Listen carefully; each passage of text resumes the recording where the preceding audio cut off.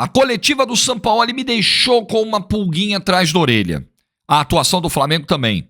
O São Paulo, com Lucas e Rames, mostrando que, olha, a brincadeira sobe de patamar, hein? É outro São Paulo, hein? É outra história. Vamos falar sobre isso também. Vamos falar sobre mais um vexame do Santos Futebol Clube. O Santos Futebol Clube, ele tem uma vantagem nesse Campeonato Brasileiro. Ele não surpreende. Você sabe que ele vai fracassar. E ele cumpre fielmente a proposta, como aconteceu ontem. E também o assunto Neymar. Estou gravando o vídeo às 8 da manhã dessa segunda-feira. Hoje eu vou participar, para quem está vendo o vídeo, eu já participei do De Placa. Isso ocupa aí grande parte da manhã, preciso chegar cedo na TNT, né? O De Placa tem 1h30, começa às 10h30, às 10 já tem que estar no estúdio, então pode ser que entre a gravação do vídeo e o momento que você estiver assistindo, já tenha saído um anúncio oficial do Neymar no Al Hilal, porque é para lá mesmo que ele vai. E tem mais detalhezinhos que faltaram de ontem para hoje, que não saíram no vídeo de ontem e que eu vou colocar hoje aqui. Então vamos lá, deixa o seu like no vídeo, se inscreva no canal, ativa o sininho. Ó, vou narrar esse jogo aí amanhã. Atlético Paranaense e Cuiabá. Pra mim vai dar furacão. Confronto diretíssimo contra o Cuiabá, tentando aí uma recuperação no campeonato. Enfim, deixa o like no vídeo e aproveita também para clicar no link que está fixado nos comentários, conferir os palpites para os jogos aí desse meio de semana. Vai ter Copa do Brasil, as semifinais quarta-feira, você já tem as cotações lá no Aposta Ganha. Clica no link fixado no topo dos comentários, faz o seu cadastro, que é muito importante para o canal, ajuda a gente aí, e aí você pode se divertir muito nessa semana que está começando. Ok? Belezinha? Bom, ontem eu assisti, porque narrei Flamengo e São Paulo, narrei no YouTube da TNT Sports, e quando cheguei em casa, já, na verdade, bem no fim da noite, assim, bem depois de chegar em casa, eu vi um pouco do que aconteceu em Fortaleza e Santos. Então, os jogos das 4 eu não vi, porque eu estava chegando na TNT Sports e também fazendo a minha preparação justamente para narrar Flamengo e São Paulo. Vi um pouco do que foi a virada do Corinthians no segundo tempo, entendi que as mudanças do Luxemburgo no intervalo deram a velocidade que o Corinthians estava precisando no segundo tempo, especialmente a entrada do Wesley. O Moscardo naturalmente está voltando aí de um período sem jogos, né, e não estava oferecendo a mesma dinâmica que o time precisava. O Luxemburgo troca os laterais também. Em pouco tempo o Corinthians vira, inclusive o lance do segundo gol, estava vendo aqui a jogada do Renato Augusto e do Juan, uma jogada extraordinária para o Yuri Alberto fazer, o 2-1. São 11 jogos de invencibilidade. Eu discuto o trabalho do Luxemburgo, acho que esse time coletivamente poderia ter melhores ideias, muitas vezes depende da individualidade, mas 11 jogos de invencibilidade não é uma coisa para você achar que é só obra do acaso. E não é. E o Corinthians mostra que a saída do Roger Guedes, é claro, a saída do principal jogador do ano enfraquece qualquer time, mas com os jogadores, principalmente o Renato Augusto, inteiros, e nas suas posições, dá para classificar quarta-feira sim. Claro que dá, claro que dá. O Corinthians joga por 2 resultados quarta-feira no Morumbi. Segue o Corinthians aí. E com tudo para fazer um segundo turno melhor do que o primeiro. Não, o segundo semestre, na verdade, né? Porque aí eu quero pegar o que foi o Campeonato Paulista, que teve pequenos bons momentos na mão do Lázaro, mas foi um Paulista ruim, até pela eliminação precoce. Tem tudo para fazer um segundo semestre um pouco mais tranquilo, se afastando lá de baixo. O confronto de ontem era muito importante para isso, até pela subida que o Coritiba deu nas últimas rodadas. Mantém o Coritiba lá dentro, respira um pouquinho e vai com moral para quarta-feira. Bom, Flamengo e São Paulo, vamos lá. Eu narrei esse jogo e ontem o VSR destacou um negócio na transmissão que é verdadeiro, assim, quando você vai acompanhando os jogos do Flamengo. Falta repertório, falta criatividade. O Flamengo tem muito talento, mas tem um jogo coletivo que hoje ele não é tão fluido. Se você pegar o que foi aqui o primeiro tempo do Flamengo, quem é que tentava assim, alguma coisa fora da casinha, porque ele realmente é fora da casinha? O Arrascaeta. Esse foi o cara que, né, tinha alguma ideia. Você tinha lá setores que pareciam meio desconectados, aí toda hora você tinha lá o zagueiro subindo, toda hora o zagueiro tentando alguma coisa, tentando até uma ligação direta, mas o cara que tentava um passe diferente, que tentava alguma coisa, buscar uma tabela, era o Arrascaeta e só.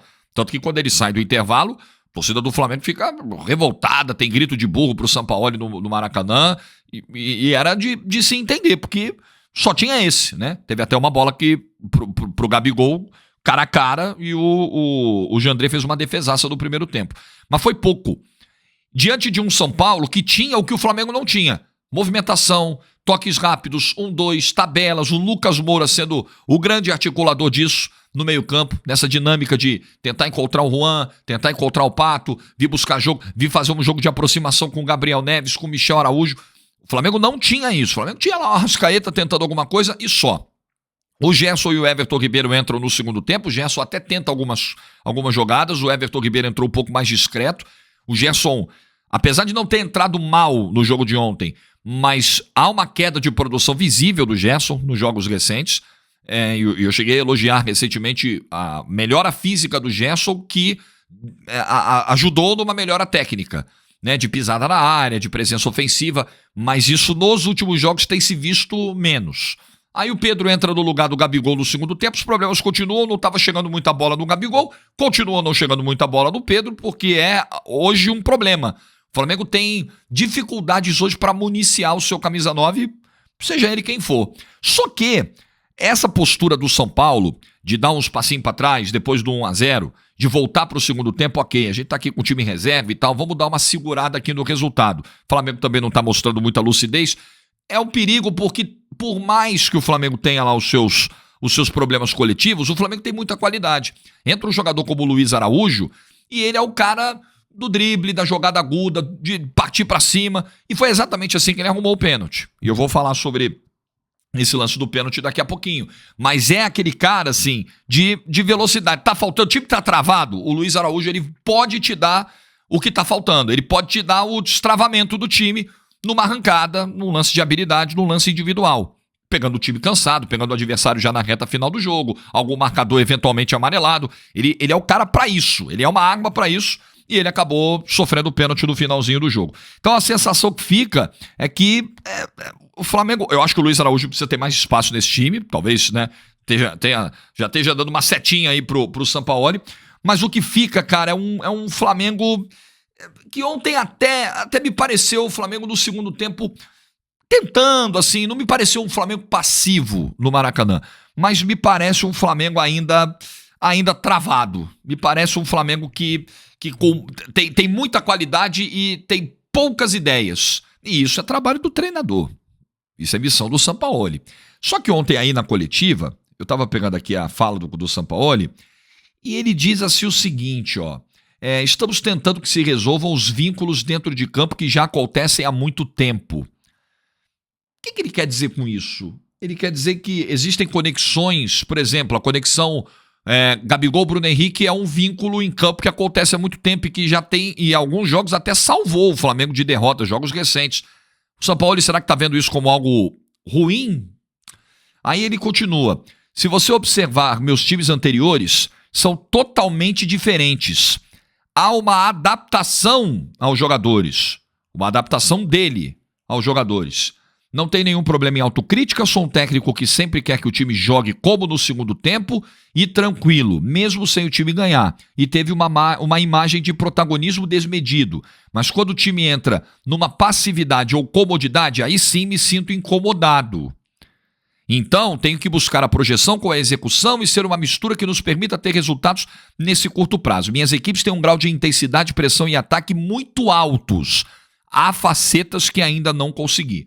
Sampaoli está dizendo que tem faltado competitividade ao time dele.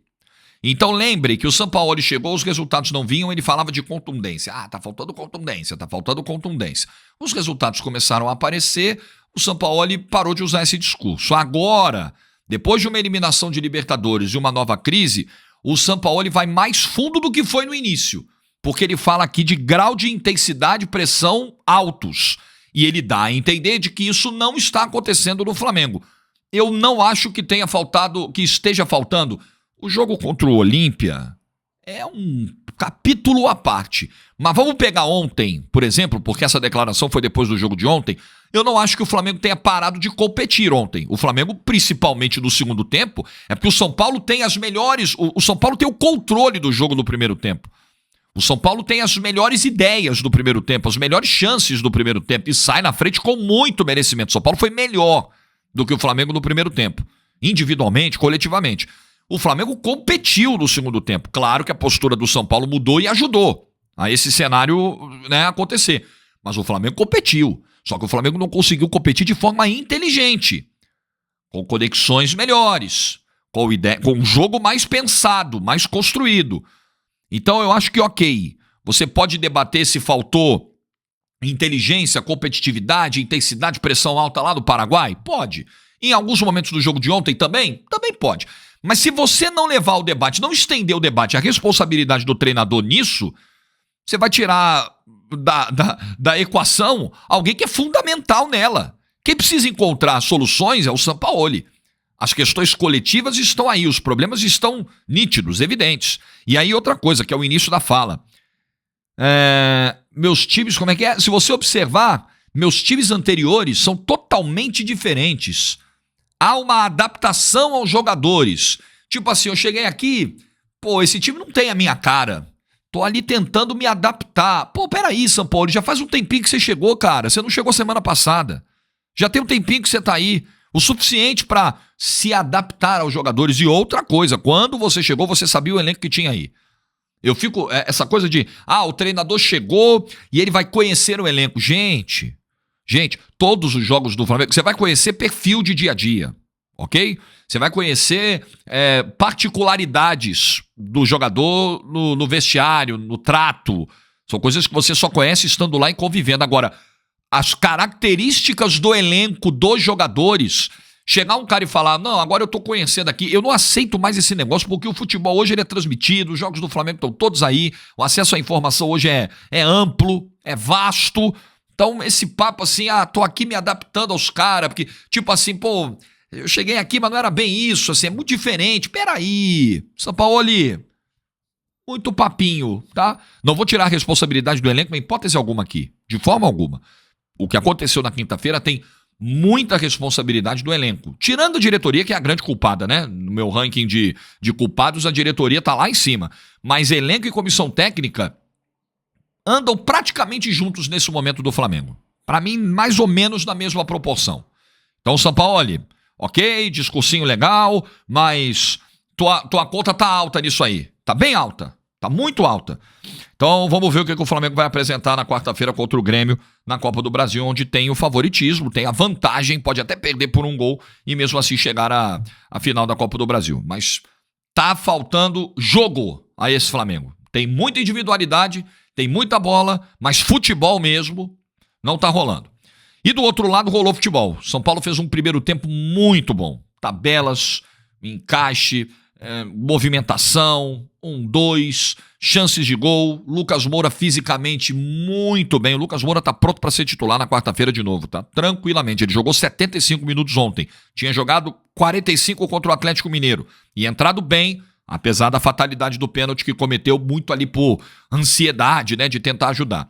Ontem ele faz um belíssimo gol, abrindo espaço numa marcação que poderia estar melhor encaixada? Poderia. Mas você tem o mérito do Lucas de uma finalização muito potente, muito precisa da entrada da área, conduzindo, carregando bem a bola, abrindo espaço para o melhor momento para o chute. O Lucas fez um excelente jogo de novo, um excelente primeiro tempo, não só nessa parte de construção, tá? O que o Lucas recompôs, voltou para dar bote, para dividir, para dar carrinho. O Lucas está inteiraço. O Lucas tem uma rotação. Você olha o Lucas e fala, caramba, é uma rotação diferente.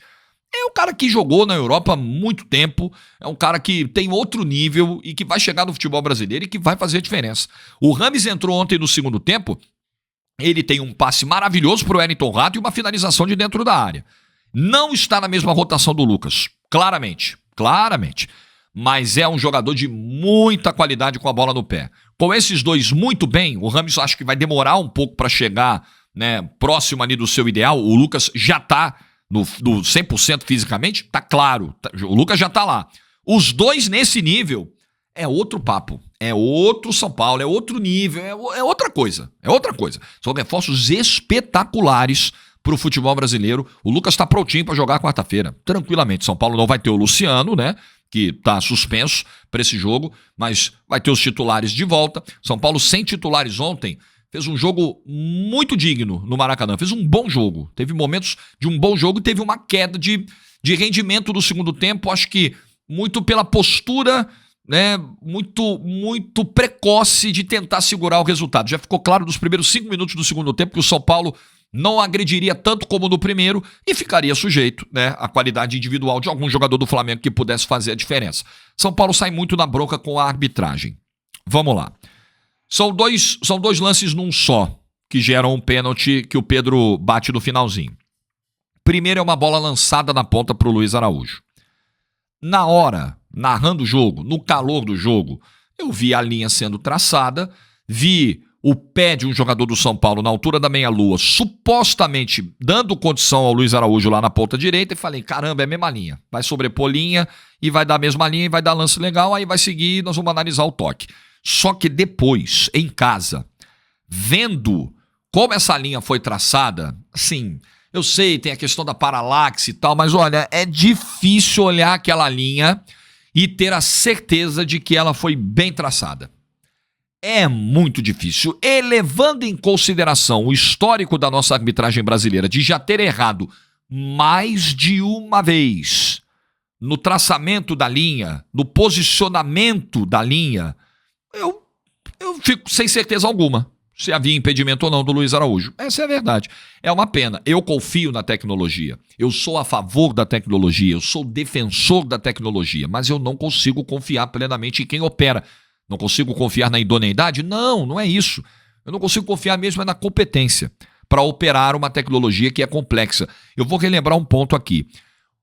Quando o VAR chegou ao Brasil, o VAR chegou e no dia seguinte os caras estavam operando. Não é que assim, olha, os caras vão ficar, nós vamos pegar a galera aqui que vai operar VAR, eles vão ficar uns 6 meses, de 6 meses a 1 ano treinando esta porra. Nós vamos botar na mão deles, eles vão treinar, estudar, treinar, repetir, treinar. Não foi assim. Nunca foi assim.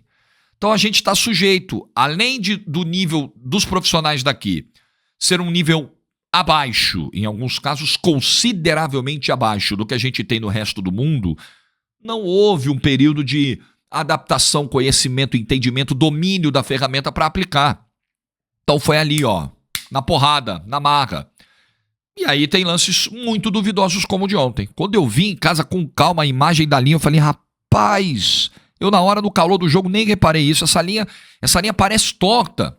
Enfim, São Paulo tá se posicionando aí, vai tentar levar o caso para a CBF, mas já tá feito. Aí, vamos supor que a condição do Luiz Araújo fosse mesmo legal. Vamos analisar o toque do Michel Araújo na perna dele dentro da área. Esse toque não derruba o Luiz Araújo. Esse toque ele não é decisivo para a queda do Luiz Araújo. Tem um contato. As pernas se cruzam, se tocam dentro da área.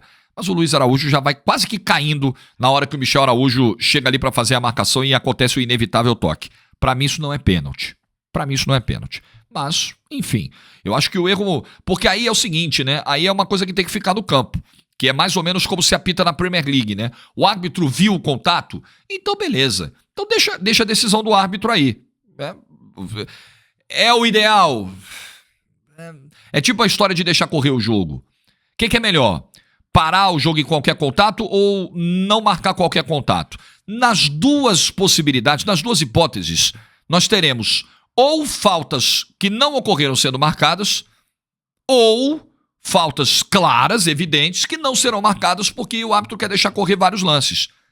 Não tem mundo ideal, não tem mundo perfeito. Mas pelo menos você dá um pouco mais de autonomia ao árbitro dentro do campo. Mas acho que esse toque não é toque para pênalti. Para mim a arbitragem errou nisso. Para mim esse é um erro de como eu procederia naquele momento se fosse o árbitro de campo. Mas mais grave do que isso é a questão da linha do impedimento, que não deu a sensação de estar bem traçada. Mas, enfim, essa é, como eu sempre digo, a nossa roleta russa da arbitragem brasileira. Então, é o VAR Mengo. O Flamengo também já foi prejudicado nesse campeonato brasileiro, gente. Para com esse negócio, acontece com todo mundo. Se vocês ficarem acreditando em VAR Mengo, Operação Salva Santos, porra, sabe? Fica criando teoria de conspiração que eu não enxergo. Honestamente, eu não enxergo. Falar em Santos, vamos lá. Santos passou mais uma vergonha no campeonato. Tomou 4-0 do Fortaleza. Eu vi que teve um não pênalti marcado em cima do Furk no primeiro tempo. Ele é praticamente abraçado dentro da área pelo jogador do Fortaleza. Olha a nossa roleta russa da arbitragem. Cadê a Operação Salva Santos aí? Um pênalti negligenciado, um pênalti não marcado para o Santos ontem na Arena Castelão. Então quem ficou passando vergonha falando sobre isso nos últimos dias aí, ontem esqueceu o que aconteceu o lance, né? Nem deve ter visto o lance, deve ter pifado a TV do cara, o cara não viu. O Basso fez um gol contra ontem, o zagueiro português, que chegou outro dia e teve hombridade e botou a cara depois do jogo para assumir a responsabilidade, para assumir a bronca depois de um 4-0, papel que tinha que ter sido exercido por jogador que está lá há mais tempo, papel que tinha que ter sido exercido por quem não foi a Fortaleza, deveria ter reproduzido as falas do João Basso, deveria ter proferido falas iguais à do Basso muito antes.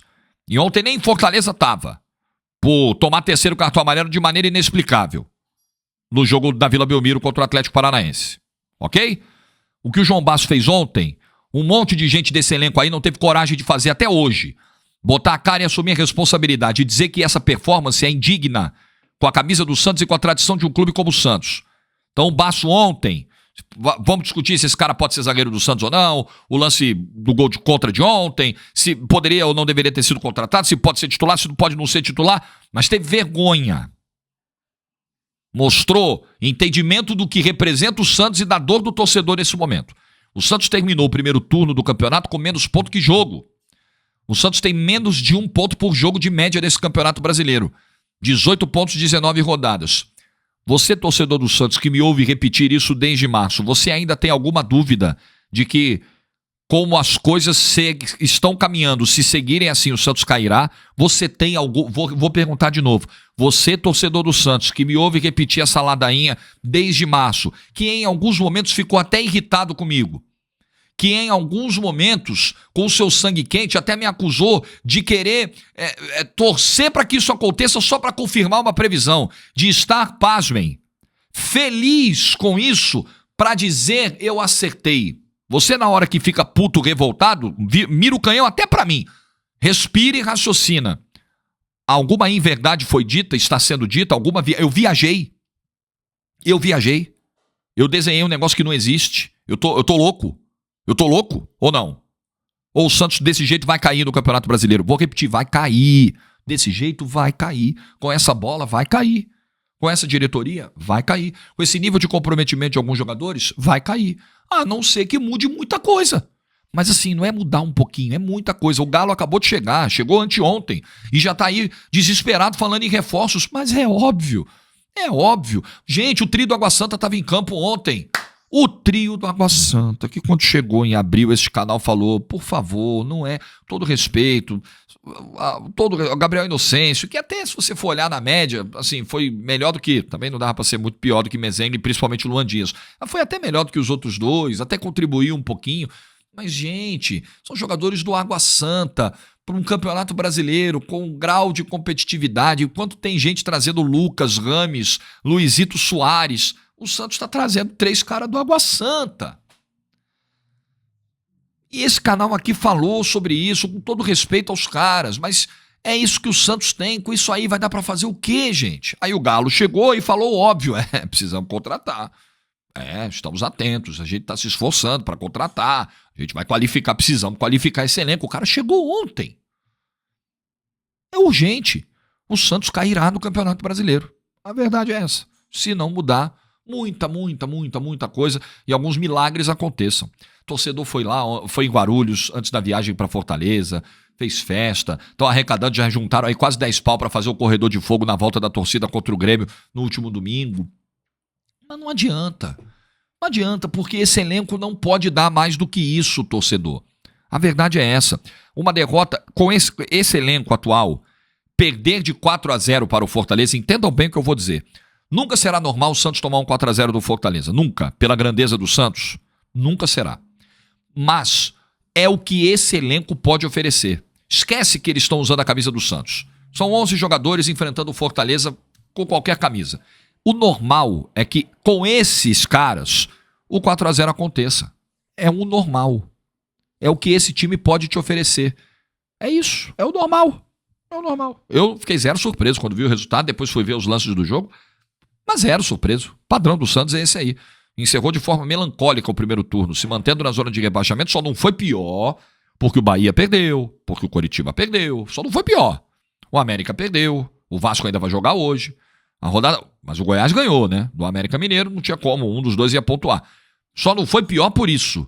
Mas continua terrível o panorama para o Santos para o segundo turno do Campeonato Brasileiro. Eu queria te animar. Se você continuar, tem uma galera mais radical. Nossa, mas aí o Jorge fica falando e fica desanimando a torcida.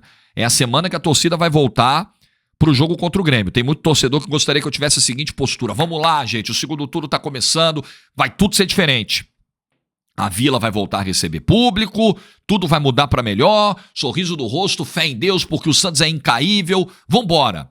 Tem muito torcedor que queria que eu tivesse esse discurso. Me desculpa, eu não terei esse discurso, porque esse discurso não é o que eu penso, não é o que eu quero, não é porque eu acho que eu vou ter mais view, não é porque no final do ano eu vou poder dizer eu acertei. Não é isso, porra. É porque não tem jeito de olhar algo diferente. Eu não posso enxergar luz onde tem escuridão. Tá tudo apagado, eu não tô vendo nada. Eu não tô vendo nada pra mudar esse quadro, nada, desculpa. Eu queria ter o seu otimismo. Tô pensando seriamente em pegar o carro domingo, descer e ir lá assistir Santos e Grêmio, mas eu não vou esperando vitória. Me desculpa, eu não consigo enxergar com esse olhar otimista de alguns torcedores ou com essa fé, que eu sei que, é o que eu sempre digo aqui, o torcedor, ele tem uma relação com o futebol diferente. Eu sou um torcedor também, claro que eu sou, só que não necessariamente aqui. Então a minha visão, na hora de analisar, ela não vai ser tão apaixonada. Ela vai ter um grau de paixão. Eu não tiro totalmente a paixão. Tanto que quando eu sou muito contundente em algumas críticas à diretoria do Santos, eu estou cumprindo o meu papel aqui profissional, mas existe uma dose, um percentual de paixão na minha irritação quando eu trato desse assunto. Dá para perceber. É diferente de quando é um pouco diferente de quando eu falo de outros clubes. Não tem como eu blindar totalmente o meu comentário de paixão, porque eu sou um ser humano. Só que vai até certo nível, não ultrapassa mais, não afeta a minha racionalidade, não se mistura com a minha inteligência na hora de analisar e até uma certa frieza na hora de analisar. Eu olho e falo, caramba, não dá, não posso ser, não consigo ser otimista. Eu não tenho razões para ser.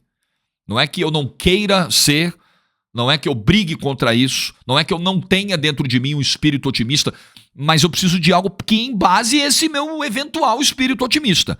Eu tenho que ter um motivo para isso. Eu não tenho.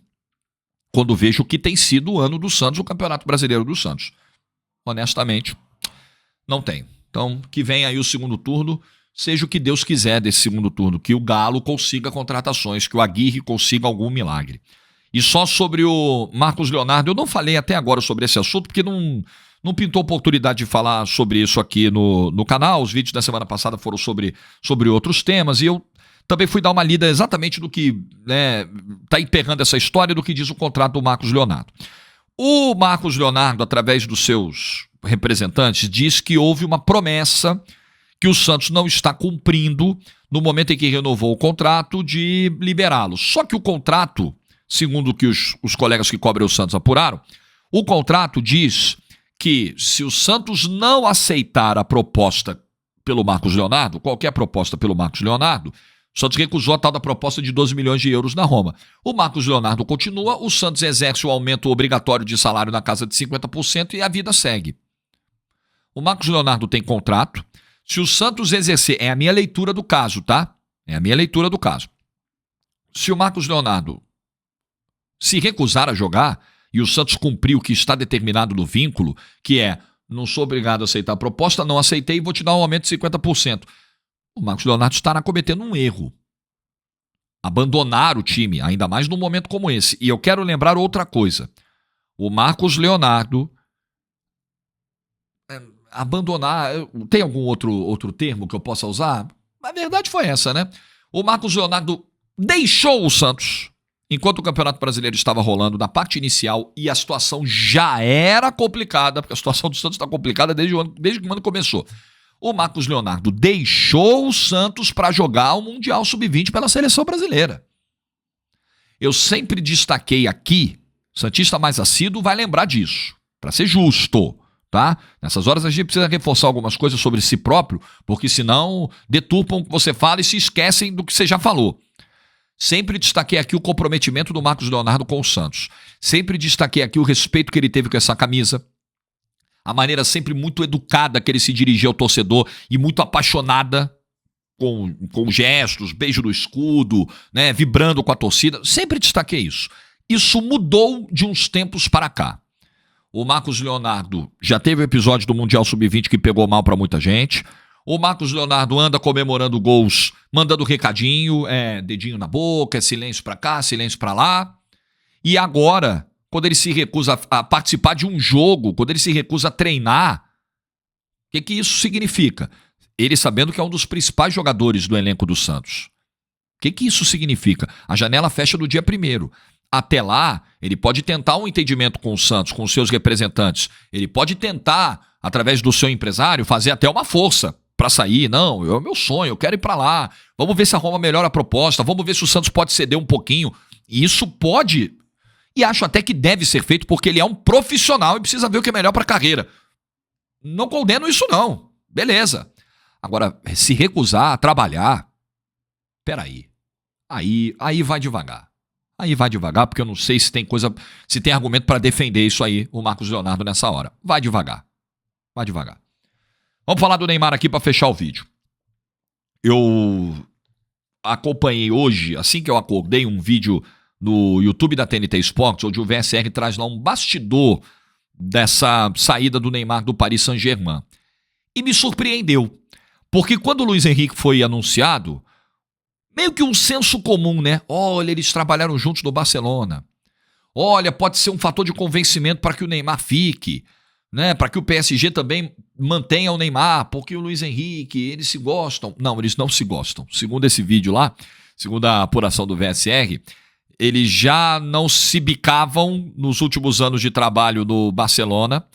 E o Luiz Henrique, ao chegar, teria recebido carta branca da diretoria do PSG para botar o Neymar para correr. O Luiz Henrique não desejaria trabalhar com o Neymar. Eu acho até que o VSR fala no vídeo que eles não se suportam, que é uma coisa assim, num nível, numa escala até maior, de rejeição mútua. Então isso já te dá um pouco do tom. Então olha aí, o PSG não queria arcar com o salário do Neymar até o fim. O PSG adoraria... O PSG está dizendo isso há meses, muito antes de Luiz Henrique chegar, vazando isso para a imprensa. Ó, se chegar a proposta, a gente vende. Ó, se chegar a proposta, a gente negocia. Ó, tamo na pista para negócio. O PSG está falando isso há meses. Quer recuperar algum valor, né, do que pagou do Neymar, algum valor de transferência, o que for possível nesse momento, o PSG está topando. E o atual treinador... não só não quer o Neymar, como também não quer o Verratti por ser um dos principais parças do Neymar dentro do vestiário.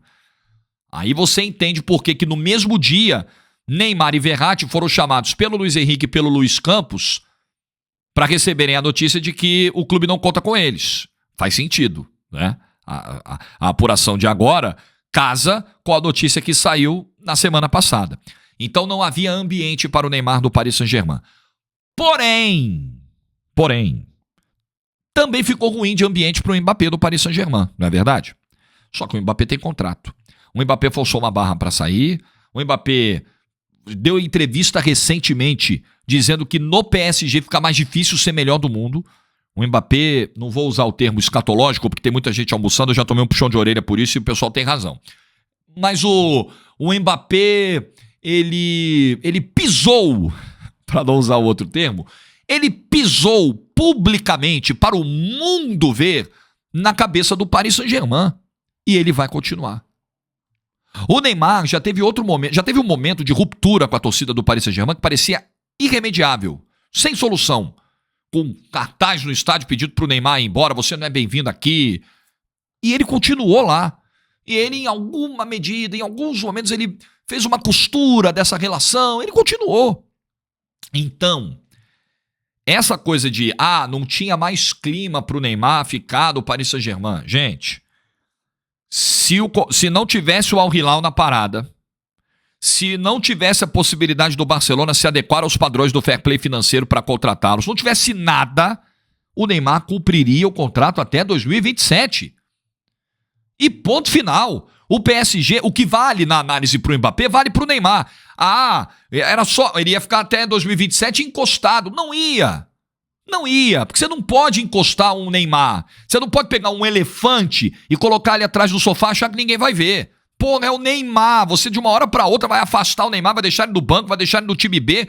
Isso não vai ser considerado uma represália por ter permanecido até 2027, não ter topado uma proposta da Arábia Saudita? É a mesma lógica que valeria para o Mbappé. O PSG não poderia fazer isso com o Neymar. Então, calma. O ambiente está ruim para ele? Tá. O treinador não desejava trabalhar com ele? Não desejava. Mas se ele batesse o pé e dissesse, não, eu não quero ir para a Arábia Saudita. Eu prefiro continuar jogando a Champions. Eu queria sair, eu queria ir pro Barcelona. Barcelona não tem grana para me contratar agora. Ou a proposta que fez foi muito abaixo, eu não quis topar. Eu também não quero ir para a Arábia Saudita. Ele ficaria, o Mbappé fez isso. O Mbappé fez isso, então eu tô começando a ver a construção de uma narrativa. O Neymar não tinha o que fazer. Coitado, não tinha jeito, porque a proposta da Europa não veio. Tá, mas ele poderia rechaçar a proposta da Arábia Saudita, continuar com o seu vínculo valendo até 2027 com o PSG e jogar no PSG.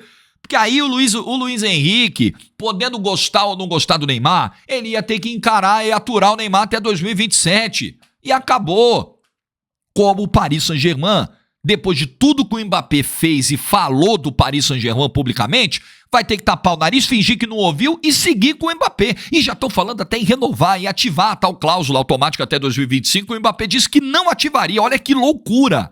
Olha que loucura. Então, se valia para o Mbappé, valia para o Neymar. O Neymar não caia, por favor, não caia nessa narrativa de que o Neymar está indo quase que obrigado. Olha, meu Deus, pobre Neymar, não tinha jeito. Ele teve que ir para a Arábia Saudita. Ele está indo porque ele aceitou a proposta da Arábia Saudita. Jogador não joga obrigado em clube algum. Isso não existe, isso não acontece, isso não é prisão. Jogador não é uma caixa de sapato que você pega daqui e joga ali e não tem vontade própria. Não é assim. Neymar, o mercado ficou difícil, é verdade. O cenário para a Europa não foi favorável ao Neymar, é verdade. Fair play financeiro amarra muito, situação econômica do Barcelona, tudo isso. A dúvida quanto à questão física do Neymar, que isso gerou em muitos clubes uma dúvida. Pô, tá bom, baita jogador, né? Tem a possibilidade de se acertar com o Paris Saint-Germain, mas se ele se machucar de novo, ele se machuca todo ano. Isso pesou. Então o contexto ficou difícil, mas ele só tá indo para a Arábia Saudita porque ele quer. Porque ele vai aceitar a proposta de 100 milhões de euros de salário por ano.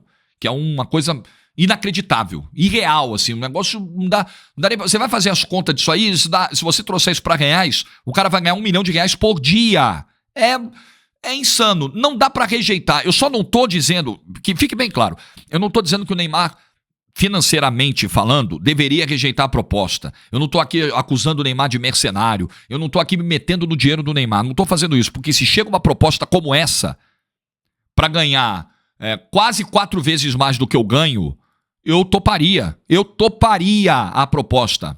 A não ser que fosse, sim, sei lá, né? Pra eu me mudar daqui e morar na Coreia do Norte. Eu não iria de jeito nenhum. Pode ter absoluta certeza que eu não iria. Mas não é o caso, apesar de ser um país muito problemático também, a Arábia Saudita.